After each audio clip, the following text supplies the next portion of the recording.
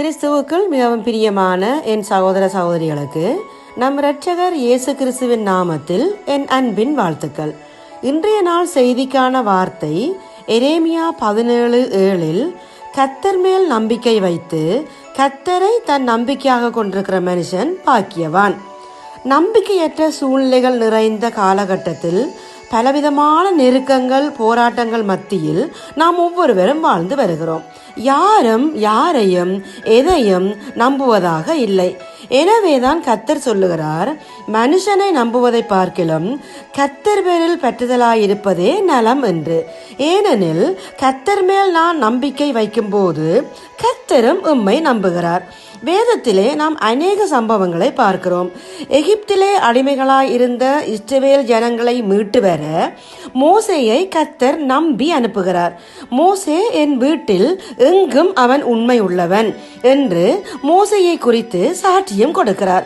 இதே போன்று ஆடுகளின் பின்னே திரிந்த தாவீதை நம்பி அழைத்து அபிஷேகம் பண்ணி ராஜ்ய பாரத்தை அவன் கைகளிலே கொடுத்ததுமன்றி ஈசாயின் குமாரனாகிய தாவீதை என் இருதயத்துக்கு ஏற்றவனாக கண்டேன், எனக்கு சித்தமானவைகளை எல்லாம் அவன் செய்வான் என்று தாவீதை குறித்தும் சாட்சி கொடுக்கிறார்.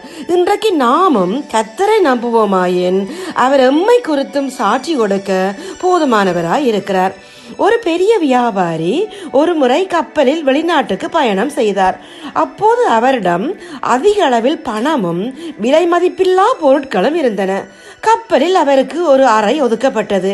அவருடன் இன்னொருவருக்கும் அதே அறை கொடுக்கப்பட்டது.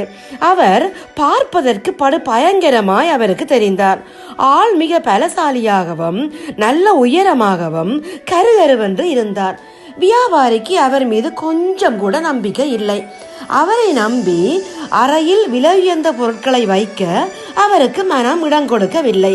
எனவே கப்பலில் இருந்த பெட்டக அறைக்கு சென்று பொறுப்பாளரிடம், இந்த விலை உயர்ந்த என் பொருட்களை இங்கு பாதுகாப்பாக வைத்திருங்கள், என்னுடன் இருப்பவர் நம்பிக்கைக்குரியவராக எனக்கு தெரியவில்லை என்றார். பெட்டக காப்பாளர் சொன்னார், பரவாயில்லை, கொடுங்கள், நான் பாதுகாப்பாக வைத்திருக்கிறேன். ஆனால் ஒன்று, உங்கள் அறையில் உங்களுடன் வந்திருப்பவரும் சற்று நேரம் முன்னே இங்கு வந்து நீங்கள் சொன்ன காரணத்தையே சொல்லி அவருடைய பொருட்களை என்னிடம் பத்திரமாக வைத்திருக்க சொல்லி சென்றுள்ளார். இதை கேட்டுக்கொண்டிருக்கின்ற என அன்பானவர்களே, 1 சாமுவேல் 16:7 நாம் இவ்வாறு வாசிக்கிறோம், மனுஷன் பார்க்கிறபடி நான் பாரேன், மனுஷன் முகத்தை பார்ப்பான், கர்த்தரோ இருதயத்தை பார்க்கிறார். முகங்களை மட்டும் நாம் பார்ப்பதாலேயே நம்பிக்கை இனங்கள் இன்று அநேகருடைய வாழ்வின் சந்தோஷங்களை பறித்து கொண்டிருக்கிறது.